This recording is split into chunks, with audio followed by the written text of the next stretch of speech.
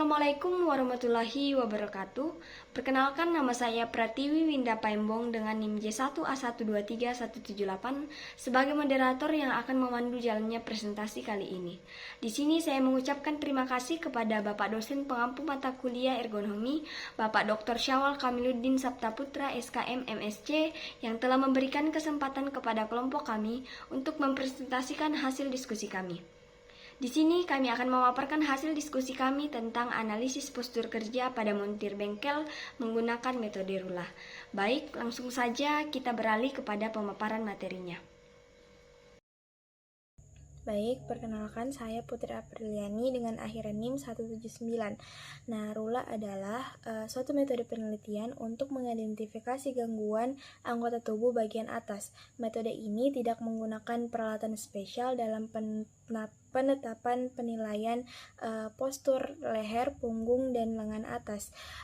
Setiap pergerakannya diberi dengan skor yang telah ditetapkan.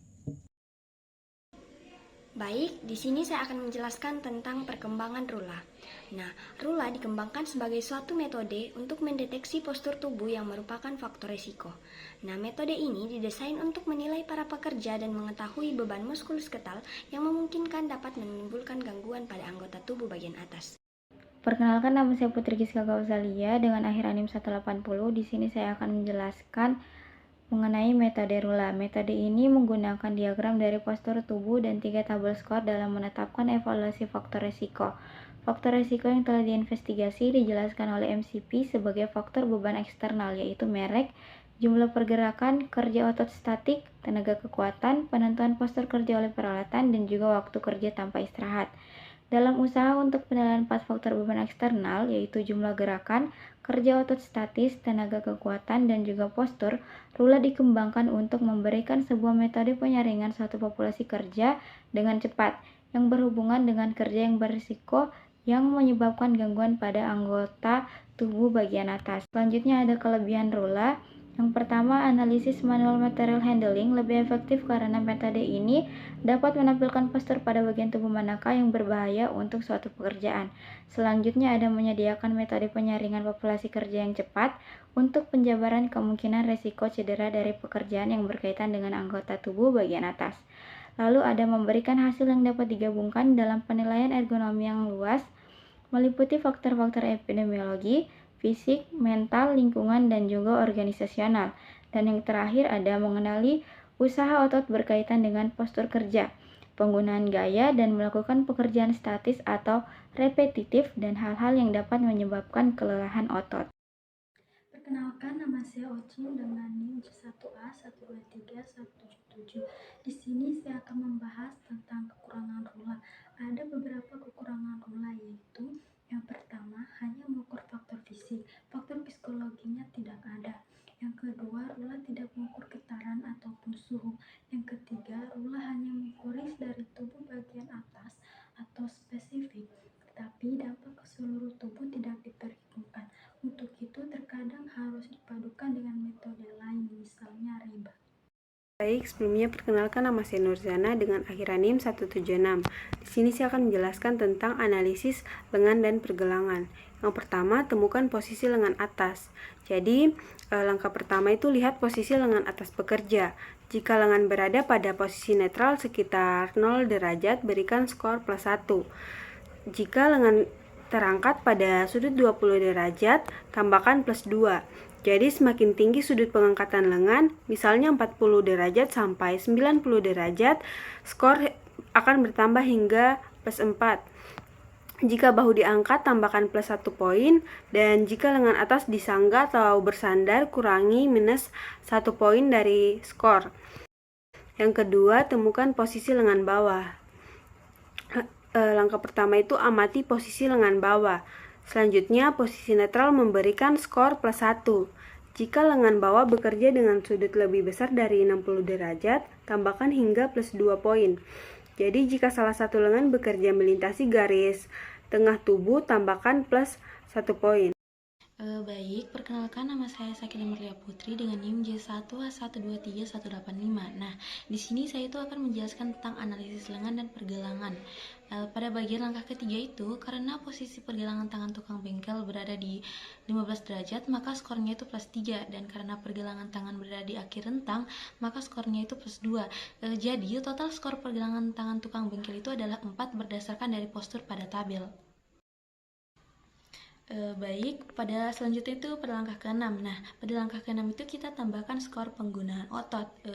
Jika postur tubuh ditahan dalam posisi statis lebih dari 10 menit atau ada tindakan yang diulang lebih dari 4 kali per menitnya, maka tambahkan plus 1 poin pada skor posturnya.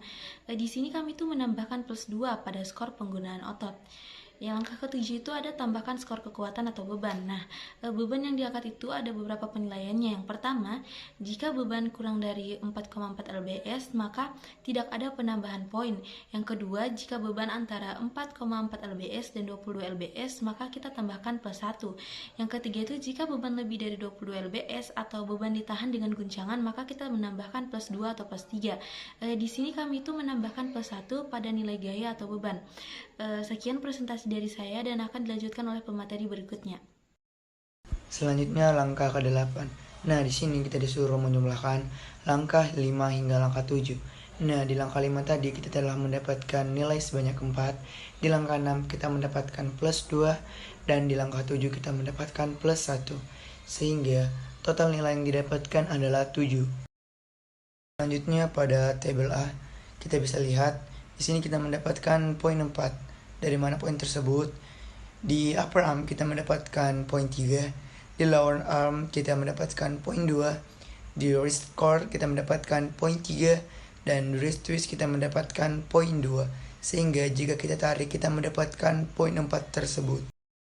Oke, di sini kita lihat bahwa posisi dari tulang leher tukang bengkel ini adalah di 20 derajat, maka skornya itu adalah plus 3. Lalu untuk posisi dari batang tubuhnya ini berada di 60 derajat, maka skornya itu adalah plus 4.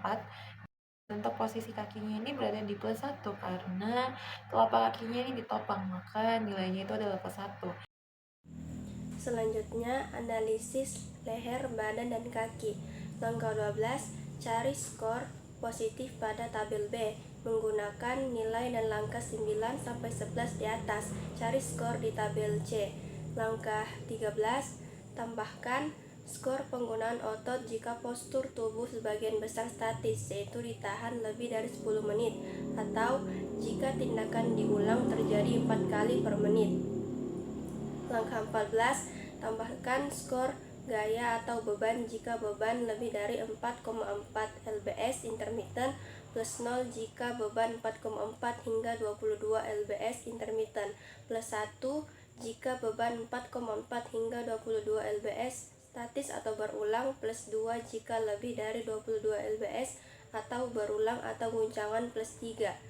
Dan langkah ke-15, temukan kolom di tabel C. Tambahkan nilai dari langkah 12 sampai 14 untuk mendapatkan skor leher, badan, dan kaki. Selanjutnya di tabel B, trunk posture score. Nah, di sini kita mendapatkan nilai 5 karena di neck posture score kita mendapatkan nilai 3. Di batang tubuh kita mendapatkan nilai 4. Dan di bagian kaki atau legs kita mendapatkan nilai 1. Sehingga jika ditarik kita akan mendapatkan poin ke-5. Selanjutnya di tabel C, yaitu skor hasil dari Rapid Upper Limb Assessment atau RULA. Di sini di raise arm tadi kita mendapatkan nilai 7 dan di neck trunk leg score kita mendapatkan nilai 9, sehingga jika ditarik kita mendapatkan skor RULA berupa 7.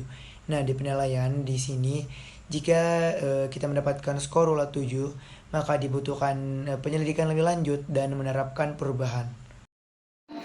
Selanjutnya adalah rekomendasi alat ergonomis. Alat hidrolik ini menjadi alat rekomendasi ergonomis untuk para montir bengkel motor karena memiliki beberapa fitur yang ergonomis.